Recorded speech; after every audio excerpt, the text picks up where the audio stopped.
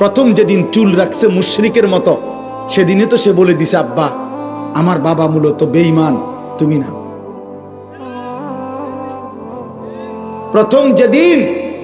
প্রথম যেদিন 5 ওয়াক্ত নামাজ একদিন পুরা ছেড়ে দিছে, সেদিনে তাই নাফরমান তার মাকে বলে দিছে, মা আমি মুসলমানের সন্তান না, মা আমি তোমাকে ত্যাগ করলাম। না তো মুসলমানের বাচ্চা কেমনে বেনামাজি হয়? মুসলমানের রক্তে কেমনে এক বেলা নামাজ না পড়ে একটা সেজদাও দিবে না? এত বড় জানোয়ার মুসলমানের ঘরে নলে ঘুমায় কেমনে? বলো মিয়া, এটা মেনে নেই কেমনে? এই কলিজায় মানি কেমনে? যদি কোন দুনিয়ার মানুষও যদি বলে, বেটা আজকের 24টা ঘন্টা তোদের ভাত মাছ তোদের ঘর সংসারের জন্য আমি সারাটা সময় শেষ করলাম, আর বিনিময়ে তুই আমার প্রতি একটা কৃতজ্ঞতা, একটা থ্যাংক ইউ দিলি না, তুই মানুষের বাচ্চা নি রে। দুনিয়ার মানুষ বলবে না এরকম? আমি যদি ওনার জন্য আজকের 24টা ঘন্টা আমি ওনার লেগে মনে করেন পরিশ্রম করলাম, বিনিময়ে ওনার মুখে আমি হাসি ফুটাই দিলাম, আর এই নাফরমান লোকটা যদি আমার উপকার থেকে উপকৃত হয়ে আরেক দিকে ফিরে যায়গা, আমার কলজাটার মধ্যে মানব নি এটা? যে কিরে তুই মানুষের বাচ্চা নি, তুই লাগে আমি 24টা ঘন্টা এত কষ্ট করলাম, তুই কি তারে করলি? তুই তো আমার একটা হাসি মুখে বিদায়ও দিলি না, ভদ্রতাও দেখাইলি না। তো মহান আল্লাহ পাক 24 ঘন্টা পরে যেন বলে, এই নাফরমান বান্দা, আজকের এই 24টা ঘন্টায় এত বড় আসমান জমিন, চন্দ্র সূর্য, আলো বাতাস, রোদ বৃষ্টি, খাদ্য খাবার, চোখ নাক কান নিঃশ্বাস, হৃদয়ের স্পন্দন আমি দিয়ে তোকে আমি এত 24টা ঘন্টা লালন পালন করলাম, তোরে আমি আদর করলাম, আমি রব, আমি মালিক, তুই আমারে একটা সেজদা দিলি না? তুই মানুষের বাচ্চা।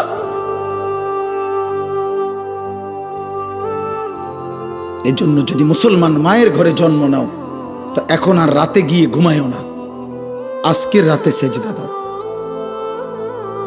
যদি মায়ের পবিত্র রক্ত, পবিত্র দুধ পান করে থাকো, বুঝছো মিয়া? জীবন জানোয়ারেরও পার হয়, রাত কুত্তারও ভোর হয়, রাত শুকরেরও ভোর হয়, দিন কুত্তারও সন্ধ্যা হয়, সারা দিনের খাবারের চাহিদা জানোয়ারেরও পূরণ হয়, ঘুমের চাহিদা জানোয়ারেরও পূরণ হয়, থাকার ব্যবস্থাপনা কুত্তাও কোনো জায়গায় বারান্দার মধ্যে রাস্তার কোনো কিনারায় শুয়েই থাকে, একখানে না একখানে পার হয়ে যায়। জীবন একভাবে না একভাবে পার হয়েই যায় আব্বা, আখেরাত পার হবে না বাপ, আখেরাত পার হবে না আব্বা। অস্থিরতার কারণে আমরা বললাম, কষ্ট পাইবা, হাসলে কিংবা কাঁদলে, সুখে কিংবা দুঃখে মৃত্যু হয়ে যাবে,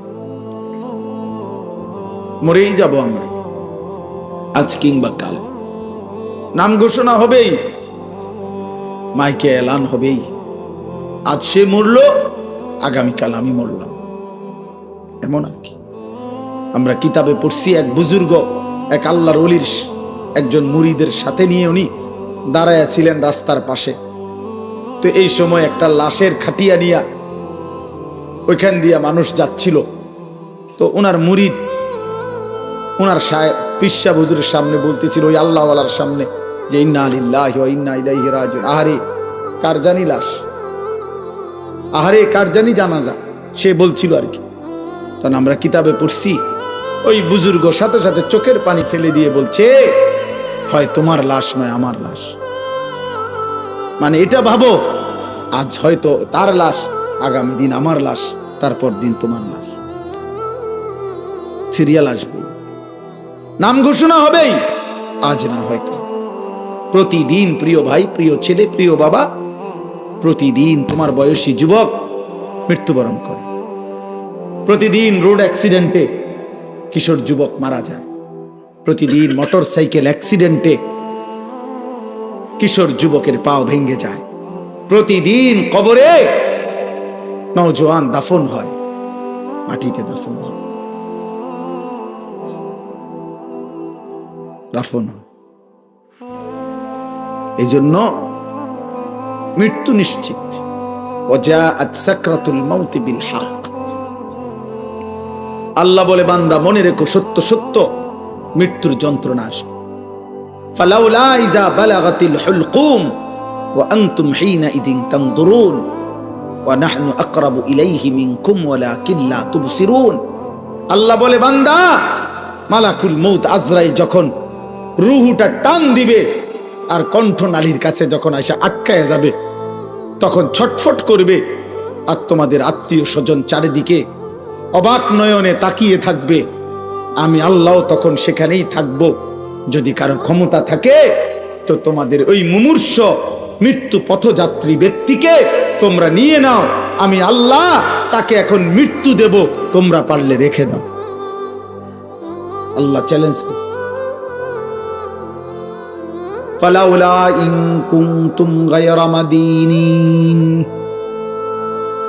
আল্লাহ বলেন, যদি বলো আখিরাত হবে না, যদি মনে করে থাকো নাফরমান পরকাল বলতে কিছু নাই, তারজিউনাহা ইন কুনতুম সাদিকিন, তাহলে তোমাদের স্বজনকে ফিরিয়ে রাখো। তোর আব্বারে রেখে দে, ওই যে তোর বাপ মরে যাচ্ছে, আল্লাহ বলেন আমি তাকে এখন কবরের দিকে নেব, তুই তাকে দুনিয়ায় রেখে দে। আমি এখন তাকে মৃত্যু দেব, তুমি পারলে বান্দা তাকে রেখে দাও। পারবা তো বাপ? কথা বলে না। হাত্তা ইদা জাআ আহাদাহুমুল মাউত ক্বালা রাব্বিরজিউন। আল্লাহ বলে, যখন নাফরমানের মৃত্যুর সময় হয়, আজরাইল যখন এসে সামনে দাঁড়ায়, তখন নাফরমান চিৎকার দিয়ে বলে, আল্লাহ একটা বারের জন্য আমারে দুনিয়ায় থাকতে দেন, আর কিছুদিন থাকতে দেন, লাআল্লি আমালু সালিহান ফীমা তারাকতু। যে আমলগুলো আল্লাহ ইতিপূর্বে করি নাই, সবগুলো নেক আমল এবার যদি থাকতে পারি করব। কাল্লা, আল্লাহ বলবেন না, কখনোই না। আল্লাহ আমাদেরকে বুঝদান করে। আমার ভাই, আমার বাবা, প্রত্যেককে বলি, আমাকেও বলি, আপনাকেও বলি, বয়স্ক চাচা আপনাদেরকেও বলি, আপনাদেরকেও বলি, গুনাহ ছাড়েন, গুনাহ ছাড়েন, গুনাহ ছাড়েন, গুনাহ ছাড়েন, গুনাহ ছাড়েন। এই দাদা চাচা, গুনাহ আগুন, গুনাহ। চা দোকানের আড্ডা বন্ধ করেন, নাটক সিনেমা দেখা বন্ধ করেন, টেলিভিশনের নর্তকী দেখা বন্ধ করেন, কথায় কথায় গালিগালাজ করা বন্ধ করেন, সুদের টাকা বন্ধ করেন, আব্বা কিস্তি লওয়া বন্ধ করেন। এই বুড়া মিয়া জাহান্নামে যাবেন, জাহান্নামে, জাহান্নামে। কিস্তি আপনারে জাহান্নামে নেবে, সুদ আপনারে জাহান্নামে নেবে, বিড়ি আপনারে জাহান্নামে নেবে, চা দোকানের টেলিভিশনের আড্ডা, নর্তকীর নাচ দেখা আপনারে নর্তকী নাচতে নাচতে জাহান্নামে ফেলবে, জাহান্নামে। ওয়া ইন্নাল ফুজুরা ইয়াহদি ইলান নার। আল্লাহর নবী বলেন, প্রতিটা পাপ তোমাদেরকে জাহান্নামের দিকে নিয়ে যাবে, আগুনের দিকে। কিসের দিকে বলেন না?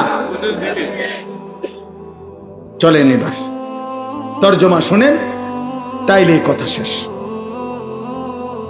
আলহামদুলিল্লাহ। আল্লাহ তাআলা বলেন, ওয়াকালু আইদা দালালনা ফিল আরদ আইন্না লাফি খালকিন জাদীদ। এই আর 10টা মিনিট, এর ভিতরেই মুনাজাত করে দেব ইনশাআল্লাহ।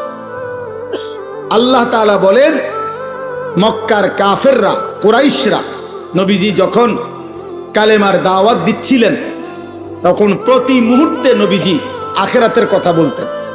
এটা বলতেন, আমাদের প্রত্যেকের মৃত্যুর পরে আল্লাহ আমাদেরকে কবর থেকে একদিন নির্দিষ্ট সময়ে হাসরের ময়দানে উঠাবেন।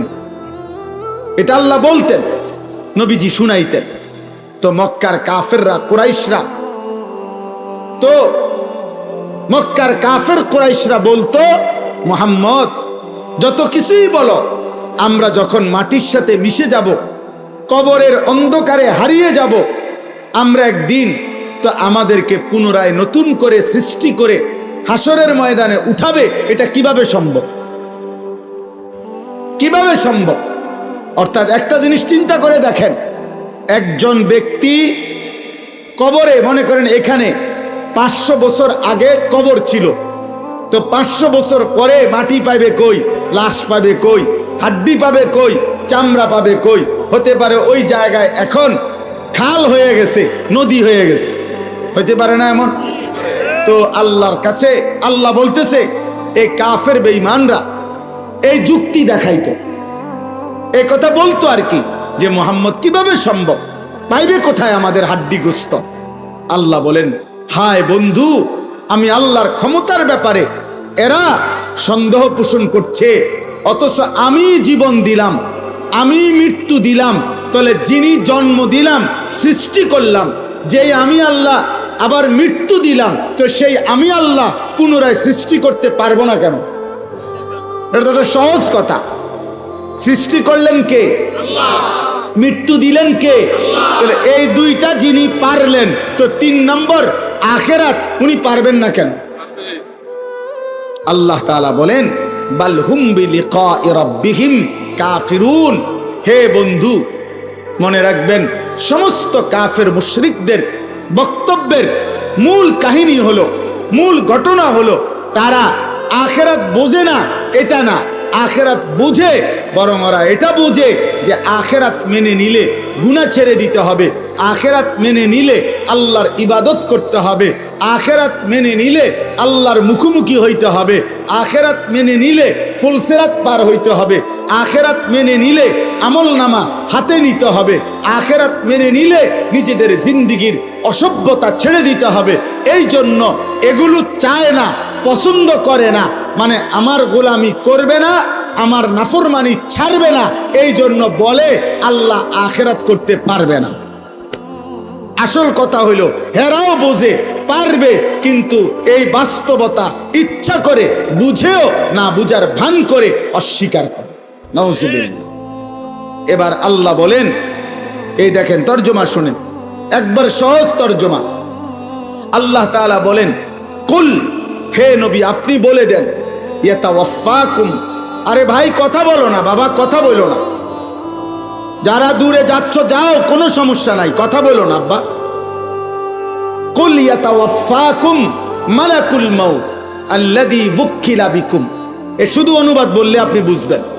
আল্লাহ বলেন, হে নবী আপনি বলে দেন, তোমাদের প্রত্যেককে আমি আল্লাহর পক্ষ থেকে নির্ধারিত ফেরেশতা মালাকুল মউত আজরাইল তোমাদের মৃত্যু ঘটাবেন, জান কবজ করবেন, মানো কিংবা না মানো, ঘুমে থাকো সজাগ থাকো, হাসো কিংবা কাঁদো, রাতে কিংবা দিনে, একাকী কিংবা প্রকাশ্যে, সুখে কিংবা দুঃখে, রাজপ্রাসাদে কিংবা কুঁড়ে ঘরে, আমি আল্লাহর হুকুমে আজরাইল তোমাকে মৃত্যু ঘটাবেই ঘটাবে, জান কবজ করবেই করবে কিনা বলেন? মৃত্যু হবে তো? ইতিপূর্বের মানুষগুলোর মৃত্যু হয়েছে তো, তাহলে আমাদের মৃত্যু হবে না কেন? আমার দাদা মরলো কেন, আমি মরবো না কেন? আমার বাপ মরলো কেন, আমি মরবো না কেন? তার মানে পূর্বসূরীরা মারা গেছেন, আমরাও মৃত্যুবরণ করব। সুম্মা ইলা রাব্বিকুম তুরজাউন। আল্লাহ বলেন, অতঃপর তোমাদের সকলকে আমি আল্লাহর সামনে কিয়ামতের দিন একত্র করা হবে। তাইলে এই দুইটা কথা, এটাই মূল কথা। আল্লাহ বলে, বান্দা আজ যেমন চোখে দেখছ মৃত্যু হবে, এটা যেমন চোখে দেখার কারণে মেনে নিচ্ছ, অচিরেই এটাও শোনো আখিরাত হবে, সেটাও চোখে দেখবা, সেদিনও তুমি মানতে চাইবা, আবার আসতে চাইবা, কিন্তু আমি আল্লাহ ফেরত দেব না। এই দেখেন এরপরের আয়াত, আল্লাহ বলেন, ওয়ালাউ তারা ইদিল মুজরিমুনা নাকিসু রুউসিহিম ইনদা রাব্বিহিম। বন্ধু নবী আমার, সেদিন হাসরের ময়দানে দেখবেন, এই আমি আল্লাহ যাদেরকে একত্র করছি, এই নাফরমান পাপীরা, অবাধ্য মুশরিক বেঈমান পাপী, আমার অবাধ্য বান্দারা আমি আল্লাহর সামনে মাথা নুয়ে লজ্জায় অপমানে দাঁড়িয়ে থাকবে। এক, দাঁড়িয়ে কি করবে? বলবে আল্লাহর কাছে, রব্বানা আবসারনা ওয়াসমি'না, আল্লাহ আজকে গোটা হাসরের ময়দান আমি নিজ চোখে দেখলাম, ওয়াসমি'না নিজ কানে সব কথা শুনলাম, ইন্না মুকিনুন আজ আমি পুরা বিশ্বাস করলাম, ফারজি'না না'মাল সালিহান, অতএব এই আখিরাত থেকে হাসরের ময়দান থেকে আপনি আমারে আরেকবার দুনিয়ায় পাঠান, এবার যদি পাঠান আমি নেক আমল করব। কি শূন্য কি বলা উচিত? সুবহানাল্লাহ। কি লেগে সুবহানাল্লাহ? বুঝেন নাই হিসাবটা? উনি এখন নেক আমল করার সুযোগ চাচ্ছে কখন? আখিরাতে গিয়া। বলতেছে আজ, ওই যে আমি বললাম আজ আমরা মৃত্যু দেখি, এজন্য মৃত্যুর ব্যাপারে ইয়াকিন আমাদের, সেদিন আখিরাতও আমরা দেখব, হাসরের ময়দানও আমরা দেখব, হাসরের মাঠও আমরা দেখব। আর নাফরমান পাপী আল্লাহর সামনে মাথা নুয়ে বলবে, আল্লাহ সব দেখলাম, সব শুনলাম, মানলাম, আমারে আরেকবার দুনিয়ায় পাঠান, আমি এবার গেলে নেক আমল করব। খোদার কসম আল্লাহ বলবেন, ওয়ালাউ শি'না লাআতাইনা কুল্লা নাফসিন হুদাহা, এই নাফরমান বান্দা আমি তো ইচ্ছে করলে দুনিয়ায় থাকতেই তোকে বাধ্য করে আমার বন্দিগি করাইতে পারতাম। পারত? আমাদের এই সবগুলো লোককে নামাজ পড়াইতে, সেজদা দেওয়াইতে আল্লাহ সম্ভব? আল্লাহর পক্ষে? আল্লাহ পারবেন? কথা বলেন না। আমরা যারা এক ওয়াক্ত নামাজ পড়ি না, আল্লাহ আমাদের সাথে পারবে তো? আল্লাহ আমাদের উপরে শক্তি প্রয়োগ করলে আমরা সেজদা দিতে বাধ্য হব তো?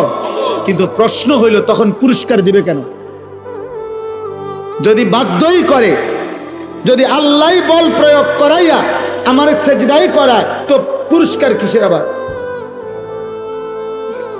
এইটা হলো মূল। আমি যদি এখন এই লাইটটাকে বলি, হে লাইট, এ আজকের মাহফিলে তুমি 6 ঘন্টা ধরে নীরবে সুন্দরভাবে জ্বলে থাকার কারণে তোমাকে 100 টাকা গিফট করলাম, তো লাইট কি বলবে? জি না, না আমার কৃতিত্ব কি? এটা সুইচওয়ালার হাতে সব, ওই বন্ধ করে দিলে আমি বন্ধ, ওই জ্বালায় রাখলে আমি জ্বালাইয়া রাখে, তো এখানে আমার ক্রেডিট কি? আমার কীর্তন পুরস্কার দিবে? পৃথিবীর কেউ এই জন্য লাইটকে পুরস্কার দিবে না। চাইলে আল্লাহ যদি আমাদেরকে জবরদস্তি করে বাধ্য করাইয়া বন্দিগি করায়, আজকে যারা যারা আমরা নামাজ পড়ি নাই, মনে করেন ভাই, আমরা ঘুমের সময় যদি ফেরেশতা একটা থাপ্পড় মারে, একটা চটকনা ঠানা চটকনা মারে, যে ওঠ একটা সেজদা দে, এক থাপ্পড়ে তো তার 14 গোষ্ঠী আর কোনোদিন নামাজ ছাড়বেন। ফেরেশতার শক্তি তো অসম্ভব। এই জন্য বললাম, তা আল্লাহ বলেন আমি চাইলে তো পারতাম বান্দা, জোর করে তো তোমারে বন্দিগি করাইতে পারতাম, কিন্তু তখন আমি পুরস্কার দেব কেন? তখন আমি পুরস্কার দেব কেন? এই জন্য আল্লাহ বলেন আমি তো সেদিন দুনিয়ায় কোরআনের মাধ্যমে, নবী রাসূলের মাধ্যমে, আমার ওয়াহির মাধ্যমে, কত লক্ষ ওলামায়ে কেরামের মাধ্যমে, কত ওয়াজ, কত মাহফিল, কত জুমার বয়ান, কত চোখের পানির বিনিময়ে আমি তোমার কাছে কথা পৌঁছাইছিলাম যে বান্দা, আমারে না দেখে, আখিরাত না দেখে তুমি আজকে দুনিয়ায় আমার গোলামি করো, বন্দিগি করো, আজকে আখিরাতে আমি ইচ্ছে করেছিলাম, চেয়েছিলাম তুমি দুনিয়ায় আমারে সেজদা করবা, আজ আমি আখিরাতে নিজ হাতে তোমার হাতে পুরস্কার তুলে দেব। কিন্তু তুমি আমার কথার কদর করলা না, তুমি আমার কথা পাত্তা দিলা না। ওয়ালাকিন হাক্কাল কাউলু মিন্নি লাআমলা আন্না জাহান্নামা মিনাল জিন্নাতি ওয়ান নাসি আজমাইন। অতএব হে নাফরমান, আজ আমার চূড়ান্ত ফয়সালা, আমি আল্লাহ তোমার মতো নিকৃষ্ট নাফরমান বেঈমান মানুষ এবং জিন দিয়ে আমার জাহান্নাম পূর্ণ করব, পূর্ণ করব। আজ আমি মাফ করব না, বিচার করব। সেদিন আমি দুনিয়ায় মাফ করতে চেয়েছিলাম, আল্লাহ এখন আমাদেরকে মাফ করবে এ কথা বলছি কিনা? কথা বলেন না কেন? এ আজকেও মনে করো তোমরা যতগুলো ছেলে, যে কয়জন এখনো আসো, তোমরাও যদি খোদার কসম আল্লাহর উপরে ঈমান ঠিক রেখে শিরিক মুক্ত হয়ে যদি তোমরা তোমাদের পিছনের জিন্দেগির গুনাহ, বেনামাজি জীবন, গুনার জীবন থেকে তওবা করে এক ফোঁটা চোখের পানি ফেলতে পারো, খোদার কসম আল্লাহ বলে আমি তোমার 90 বছরের গুনাহ একসাথে মাফ করে দেব। আসমান পরিমাণ গুনাহ মাফ করে দেব, পাহাড় পরিমাণ গুনাহ মাফ করে দেব, সমুদ্রের ফেনা পরিমাণ গুনাহ মাফ করে দেব। তো আল্লাহ তো এখন মাফ করতে রাজি কিনা বলে না? আমরা আপনাদেরকে বলছি কিনা, কোরআন বলছে কিনা, নবীজি শুনাইছে কিনা? তো এত কিছুই আপনাদের কলজা লড়াইতে পারলো না। আল্লাহ বলেন সেদিন আমি বলছিলাম তো বান্দা, কিন্তু আজ আমি হাসরের ময়দানে মাফ করব না। আজ তো বিচারের দিন, আজ যার যা প্রাপ্য তাই পাব, যার যা প্রাপ্য তাই পাবা। আজকে হিসাবে জান্নাত আসলে জান্নাত, হিসাবে জাহান্নাম আসলে জাহান্নাম। আজ ওজনে যা আসে তাই, আজ কোনো কথা নাই, আজ কোনো কথা নাই। এই সর্বশেষ কথা হলো ফাযুকু বিমা নাসিতুম লিকা ইয়াউমিকুম হাদা ইন্না নাসিনাকুম আবাফ। আল্লাহ যখন এই কথাটা বলে ফেলবে তখন একজন জাহান্নামী ব্যক্তির আর কোনো ভরসা থাকবে না। জাহান্নামী ব্যক্তিকে আল্লাহ সর্বশেষ বলে ফেলবে, হে আমার নাফরমান বান্দা, দুনিয়ার জীবন থাকতে তুমি আমার আখেরাতকে, আজকের এই দিনকে ভুলে গিয়েছিলে, আজ আখেরাতে আমি আল্লাহ তোমাকে ভুলে গেলাম। তোমার বন্ধুদেরকে ডাকো, তোমার যারা মাস্তান বাহিনী সান্দাবাজ তা করে ডাকো, তোমার না সাফাতি আছে, রামদা আছে, ডাকো। ওই যে দেখেন দোস্ত, এটা অসভ্যতা। প্রাপ্তবয়স্ক ছেলে, বালেক ছেলে একজন আরেকজনকে জড়াইয়া ধরা, এটা অসভ্যতা, এটা অশ্লীলতা, এটা বেহায়াপনা, এটা নোংরামি, এটা নোংরামি, এটা শাহওয়াতের গোলামি। হাইসো না, তামসা মনে করো না, নিজেরে নিজে নষ্ট করে দিও না। আমি বললাম কমপক্ষে 15 বছর থেকে 14 পরে 15 বছর বয়স যখন ছেলেটার হয় তখন সে বালেগ হয়, তার বীর্যপাত হয় যে কোনো সময়, তখন সে প্রাপ্তবয়স্ক, তার উপরে গোসল ফরজ হয়, তখন তার ভিতরে যৌন চাহিদা পূর্ণ থাকে। তখন থেকে, সেই থেকে যেই সমস্ত ছেলে পেলে এরকম প্রচন্ড আকর্ষণে একজন আরেকজনকে জড়ায়া ধরে, এটাও সমকামিতার অংশ, এটা গুনার অংশ, এটা ভালোবাসা না, এটা বন্ধুত্ব না, এটা অবৈধ, এটা অসভ্যতা। তুমি তাকে এইভাবে প্রচন্ড ভাবে জড়িয়ে ধরবা কেন? বলবেন আপনি হুজুররা একটু বেশি বাড়াবাড়ি। না, বাড়াবাড়ি না, বাড়াবাড়ি না। তোমারে জাহান্নাম থেকে মুক্তি দেওয়া, তোমারে ফিরাবার চেষ্টা করা, বাপ, ফেরাবার চেষ্টা করা। এই জন্য দুস্থ, কোরআনুল কারীমে আল্লাহ বলছে ওয়ালা তাকরাবুজ জিনা, শুধু জিনা করো না এটা বলে না, আল্লাহ বলছে যত ভাবে হইতে পারে জিনা, ব্যভিচার, নিজের এক কথায় লজ্জাস্থানের যেই কোনো গুনাহ হইতে পারে তার কাছেও যেও না, কাছেও যেও না। এজন্য কোনো মেয়েকে দেখলে তো আর আমি তার সাথে জিনা করি নাই না, এটা ধীরে ধীরে তোমাকে জিনার দিকে নিয়ে যাবে, এর সাথে হোক আর অন্য কারো সাথে। কমপক্ষে না পারলে মন তো চাইবে, কমপক্ষে হারাম কল্পনা তো জাগবে। এই জন্য ভাই একটা ছেলেই বুঝো, আমি বড় আশা নিয়ে বলি, অনেকটা খোলামেলা বলে ফেলি, উদ্দেশ্য আমার একটাই, কেউ ফিরুক, কেউ ফিরুক, কেউ বদলাক, কেউ বদলাক। আজকে বললাম না, মা বাবা সবাই আমরা অভিভাবক শ্রেণী, আহারে আমাদের 14-16 বছরের ছেলে পেলেদেরকে সম্পূর্ণ ওর হাতে ছেড়ে দিছে, ছেলেটাকে পুরোপুরি তার নিজের হাতে তুলে দিছে। বাবা, তোমার চুল, তোমার পোশাক, তোমার কোন জামা ভাল লাগে, কোন গেঞ্জি ভাল লাগে, কোন প্যান্ট ভাল লাগে, তুমি খাইবা কি, কাকে পছন্দ করবা, কোন বন্ধুদের সাথে চলবা, বিকালে আড্ডা দিবা কোথায়, রাতে আড্ডা দিবা কোথায়, সব কিছু তোমার পছন্দ। তো your wish your life, your life your wish, তোমার জীবন তোমার পছন্দ। যার সাথে মন চায়, যা মন চায় তুমি নষ্ট হইয়া পচ্চা গইল্লা যাও, টাকা লাগলে আব্বার কাছ থেকে নিও, ভাত লাগলে তোমার মার কাছ থেকে গিয়ে খাই, শেষ। পেটে ভুক লাগলে মায়ের রান্না করে রাখছে, আইসো ভাত খাইয়া যাইও, টাকা লাগলে তুমি সত্য বললা পারো, মিথ্যা বললা পারো, আমি আব্বার থেকে টাকা নিয়ে যাও, খালাস, এবার তোমার জীবন তুমি গড়ো। না না, এই পৃথিবীর ইতিহাসে সৃষ্টির প্রথম থেকে নিয়ে আজ পর্যন্ত মানুষের জীবন গঠনে তার উপরে কারো তত্ত্বাবধান থাকতে হয়, কেউ তাকে ধরে রাখতে হয়, কেউ তাকে টেনে ধরতে হয়, মন্দ পথ থেকে ফিরাইতে হয়, উত্তম পথে চালনা করতে হয়, নাইলে হয় না। নিজে নিজে মানুষ হয় না, নিজে নিজে জানোয়ার হয়, নিজে নিজে জানোয়ার। এই জন্য গাভীর বাচ্চা, গাভী বাছুর আপনার দুই বাজারে, গাভীর বাছুর হওয়ার 1 মাস পরেই 2 মাস পরে গাভী বেচালা, কোনো অসুবিধা নাই। বাছুর এটা এমনি আমনের এক দৌড়ায় মরে 1 মাস খাইয়া এটা বাচ্চা যাবে, কারণ এর কোনো তরবিয়তের কিছু নাই, এর কোনো আখলাক গঠন, চরিত্র গঠন, জীবন গঠনের কোনো বিষয় নাই। কিন্তু মানুষের বাচ্চা আর গাভীর বাচ্চা এক না। মানুষের বাচ্চা কারো তত্ত্বাবধানে থাকতে হয়, বাবা খেয়াল রাখতে হয়, মা খেয়াল রাখতে হয়, অভিভাবক খেয়াল রাখতে হয়। আমি ঘরের বারান্দায় বসছি, আমার মা আমার ডাক দিয়ে ভিতরে নিয়ে আসছে, আব্বা ভিতরে আইয়া বইও। আমি বলছি মা কি হইছে? মা বলছে ফুত ওই বাসার কাজের মেয়ে তোর দিকে তাকায় ছিল, মা দেখছি, এই জন্য তোরে ডাইকা নিয়ে আসছে। আমার পুরা জীবনে আমি একটা টুপি লাল 4টা ফুলওয়ালা একবার একটা টুপি পরছিলাম, আমার আব্বা আমার টুপি খোলায় ফেলছে, বলছে না আব্বা ঠিক আছে, আমি জীবনে কোনোদিন বাবা সাদা টুপি ছাড়া অন্য টুপি পরি নাই, তুইও পরিস না আব্বা, না জায়েজ না। রঙিন টুপি কি নয়, হারাম বলতেছি না, কিন্তু বাবার একটা কি কথা খুলে ফেলছে। আমি জীবনে একবার শুধু একটা পাঞ্জাবি আপনার এই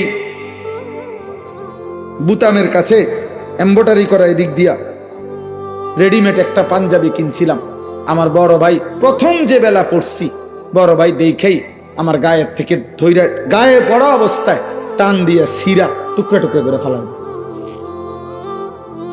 কেউ ধরে রাখতে হয় বাপ, কেউ ধরে রাখতে। আজ তোমাদেরকে ছেড়ে দিছে বাবা যে আব্বা ধর, তোর 12,000 টাকার মোবাইলের কাছে তোকে তুলে দিলাম,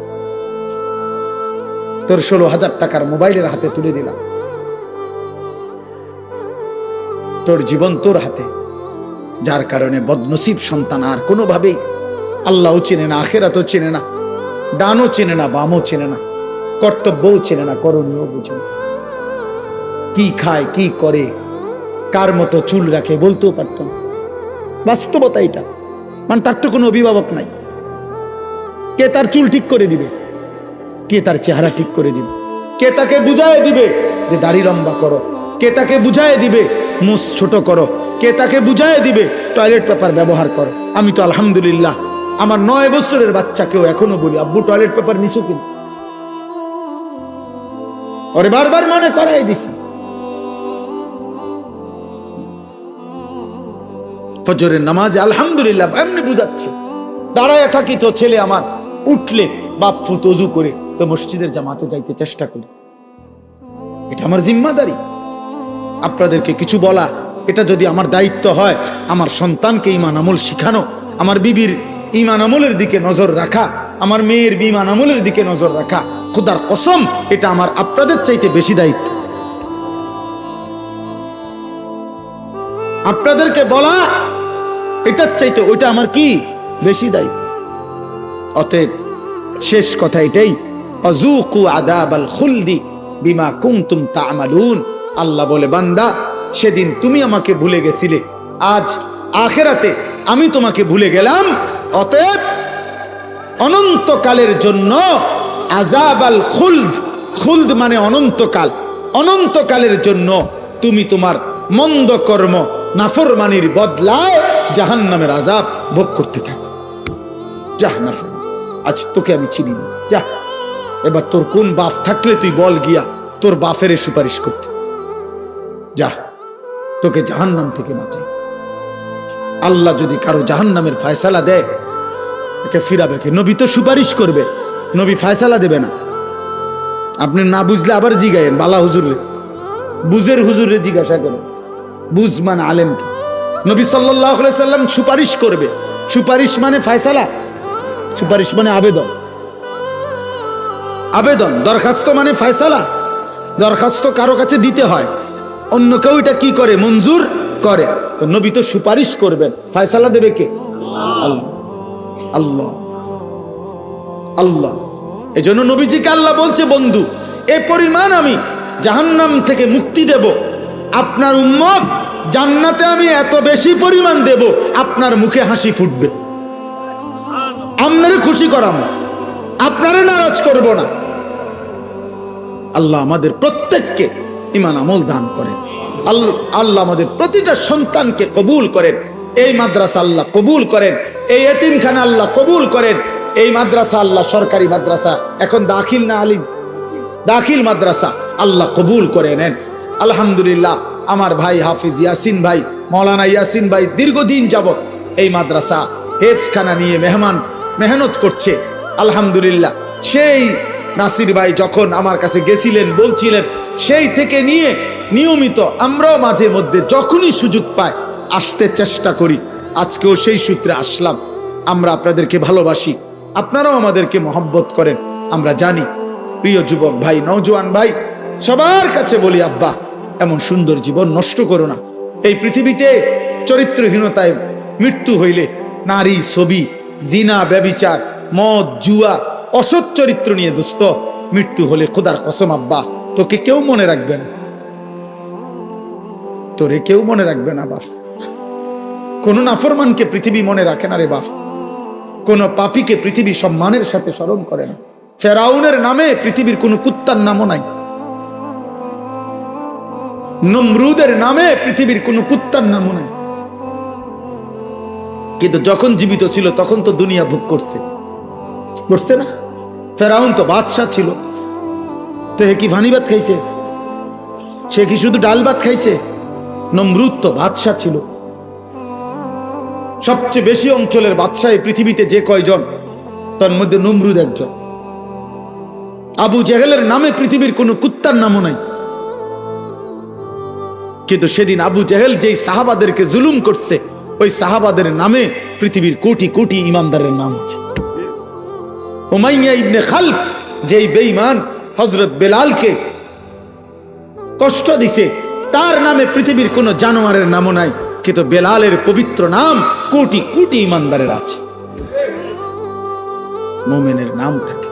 আমি একটা ছেলেকেই বললাম, একজনকে, তোমাকেই বলছি ভাই, আমি ভোটের আশায় না যে সবার ভোট দরকার, আমি ভোটের আশায় তো আসি নাই, আমি আসছি আখিরাতের আশা। এজন্য দয়া করে চলেন আজকের এই কালাচাঁদ কান্দি মাদ্রাসা এতিমখানার এই মুবারক মাহফিলে এই শেষ বেলায় আমরা দোয়া করি মালিকের কাছে। আর প্রত্যেকটা ভাই, যুবক, কিশোর, বয়স্ক বাবা নিজ নিজ ঈমান আমল আখিরাতের জন্য, গুনাহ ছেড়ে দেওয়ার জন্য আমরা দোয়া করি। ছেলেরা তুমি ফিকির করো, আল্লাহ বরকত দেবে ইনশাআল্লাহ। প্রতিদিন আমি আশার খবর বলি, প্রতিদিন এই গুনার রাজ্যে, গুনার এই সয়লাবের মধ্যেও প্রতিদিন উল্লেখযোগ্য পরিমাণ ছেলে পেলে, কিশোর, যুবক, মুসলিম প্রত্যেক দিন আলহামদুলিল্লাহ বাংলার জমিনে গুনাহ আর অসভ্যতা ছেড়ে দিয়ে আল্লাহর পথে ফিরতেছে আলহামদুলিল্লাহ। এমন ছেলের খবর যদি তোমার দরকার হয় আমার সাথে যোগাযোগ করুন, আমি শোনাবো ইনশাআল্লাহ। আমি নাম দেব, ঠিকানা দেব, তুমি দেখে আইসো। যে ছিল চরিত্রহীন সে এখন ইমানদার, যে মেয়ে ছাড়া, নারী ছাড়া বুঝতো না, সে এখন পাক্কা তাহাজ্জুদের রাত গভীরে চোখের পানি ফেলে সেজদা।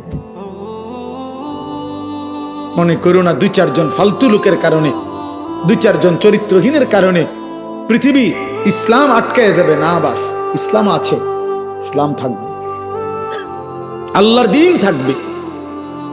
আবু জেহেল সেদিন বিরোধিতা করছে, আবু জেহেল নাই, ইসলাম আছে।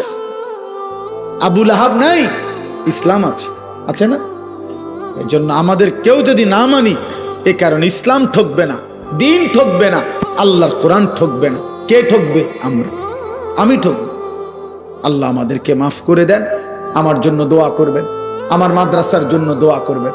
আমার যে ছোট্ট মাদ্রাসা কুমিল্লা ক্যান্টনমেন্ট ময়নামতি সাহেবের বাজার, প্রতি মাসের দ্বিতীয় শনিবার মাসিক ইসলাহি মাহফিল হয়। আগামী শনিবার 13ই ডিসেম্বর ইনশাআল্লাহ সকাল 10টা থেকে 12:30 পর্যন্ত মহিলাদের জন্য বয়ান হয়। আসর থেকে এশা পুরুষদের জন্য বয়ান হয়। ছেলেদেরও দাওয়াত দিলাম, বাবাদের কারো সুযোগ থাকলে যাওয়ার চেষ্টা করবেন। আমার একটা দোয়া চাই বিশেষভাবে। আমি একটা 1 মিনিটে বলি, আমার জীবনের একটা বড় স্বপ্ন, মুসলিম কিশোর যুবক ছেলেরা আল্লাহর দিকে ফিরবে, আল্লাহর দিকে ব্যাপকভাবে ফিরবে, নামাজি হবে, আগামী দিনে ইনশাআল্লাহ মাহদির পক্ষে লড়বে, এমন একটা স্বপ্ন আশা নিয়ে মুসলিম কিশোর যুবকরা যেন ব্যাপকভাবে ওযু, নামাজ, ঈমান, আমল, আখলাক, চরিত্র শিখতে পারে। এজন্য আমি একটা ভিন্ন উদ্যোগে আমার মাদ্রাসায় 118 শতক জায়গা একসাথে আমি কিনছি, প্রায় 2.5 কোটি টাকার উপরে জায়গার দাম, মাটির দাম। একটা উদ্দেশ্য, এই স্কুল, কলেজ, ইউনিভার্সিটি সহ সর্বস্তরের মুসলমান যেন বছরের যেই কোনো দিন যার যেটুকু সময় আছে, এটুকু সময় যখনই আসবে কিছু না কিছু দিন শিখবে, ওযু, নামাজ, সূরা, কেরাত, দোয়া, কালাম, এরকম একটা আশা নিয়ে আমি একটা পূর্ণাঙ্গ বড় মাদ্রাসা করতে চাই। আমার স্লোগান, যে আসবে যখন দিন শিখবে তখন, যার সময় যতক্ষণ দিন শিখবে ততক্ষণ।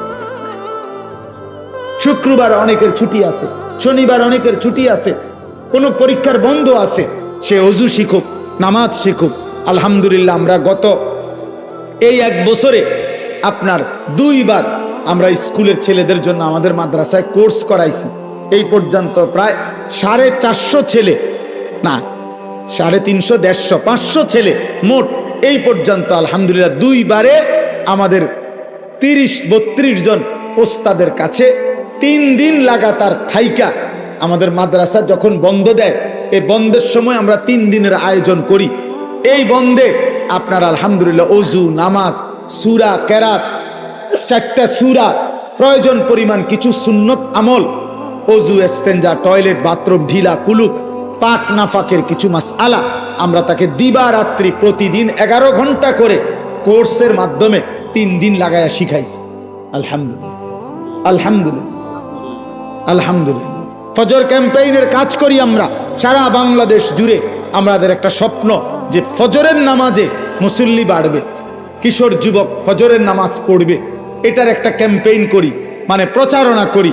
আলহামদুলিল্লাহ, যে একটা যুবক সিদ্ধান্ত নিবে যে সে নিজে ফজর পড়বে, আরো সাথীদেরকে একজনকে সে ফজরের নামাজের জন্য ডাকবে। আমার একটা উদ্দেশ্য হলো এই যে আমি এটা দেখলাম, কি নাম, সমাজের জাগ্রত নাগরিক স্বজন, এই যারাই আয়োজন করছেন, এটা আপনারা, আপনাদের কাছে আমার অনুরোধ, মানুষের কল্যাণ করতে হয় 2 ভাবে। এক হলো আর্থিক সেবামূলক কল্যাণ, আরেকটা হলো জীবন পরিবর্তন, আখিরাতমূলক কল্যাণ। একটি মুসলিম সংগঠন যেই হোক, যেখানে হোক, তাদের প্রথম দায়িত্ব হলো মুসলমানদের ঈমান, আমল, আখিরাতমুখী জীবন গঠনের কোনো না কোনো চেষ্টা করা। আর দ্বিতীয় দায়িত্ব হলো তাদেরকে সেবামূলক, অসহায়, গরিব, এতিম, দুস্থ, বিপদগ্রস্ত, বন্যার্থ, যেই কোনো ক্ষেত্রে তাদের পাশে দাঁড়ানো, আর্থিক সহযোগিতা করা, এটা একটা দায়িত্ব। আর জীবন পরিবর্তন একটা দায়িত্ব। এই জন্য এই ফজর ক্যাম্পেইনের কাজ আপনারা করতে পারেন। আলহামদুলিল্লাহ, যে একটা যুবক একজন যুবককে ডাকবে, তুমিও পড়বা, তুমি তোমার একজন বন্ধুকে ফজরের নামাজের জন্য উঠাইবা। এই তোমরা 2 জন হইলে, তোমরা 2 জন আবার 2 জনকে বললে 4 জন হবে, 4 জন বললে 8 জন হবে, 8 জন বললে 16 জন হবে। এটা কোনো দল না, আগামী নির্বাচনে প্রার্থী হমু এমন কিছু না, শুধু আখিরাতের জন্য, নামাজের জন্য। এটা আমি অনুরোধ করলাম। আমার অনুরোধ, আমরা প্রত্যেকে আখিরাতমুখী ভালো কাজের সাথে অংশগ্রহণ করব ইনশাআল্লাহ। আমার ওই মাদ্রাসার এই বিশাল জায়গা, আলহামদুলিল্লাহ, এটার জন্য দোয়া করবেন। আর্থিকভাবে যদি কারো সুযোগ হয় সহযোগিতাও করবেন। এই 2.5 কোটি টাকার জায়গা, অনেক আল্লাহর বান্দা সারা বাংলাদেশ থেকে যে যেমনে যেটুকু দিচ্ছে, আমরা সুদ করতেছি, প্রায় 1.5 কোটি টাকা সুদ হয়েছে, আরো বাকি আছে অনেক টাকা। 4200 টাকা এক মুসল্লা পরিমাণ, নামাজের জায়নামাজ পরিমাণ জমির মূল্য। এই টাকাটা আমরা একটা কাগজের মাধ্যমে প্রচার করি, যদি কেউ দেয় আমরা তাকে আমাদের মাদ্রাসার আজীবন উন্নয়ন সদস্য হিসেবে উনার নাম উঠাই। প্রতিটা দোয়ায় সাদকায়ে জারিয়ার সওয়াব হিসাবে উনি ইনশাআল্লাহ পাইতে থাকবে, কম বেশি আরো হইতে পারে। যে জন্য বললাম আপনারা আমারে মহব্বত করে, আমিও আপনাদেরকে মহব্বত করি। আল্লাহ আপনাদের প্রত্যেককে ভালো কাজে, নেক কাজে অংশগ্রহণ করার তৌফিক দান করেন।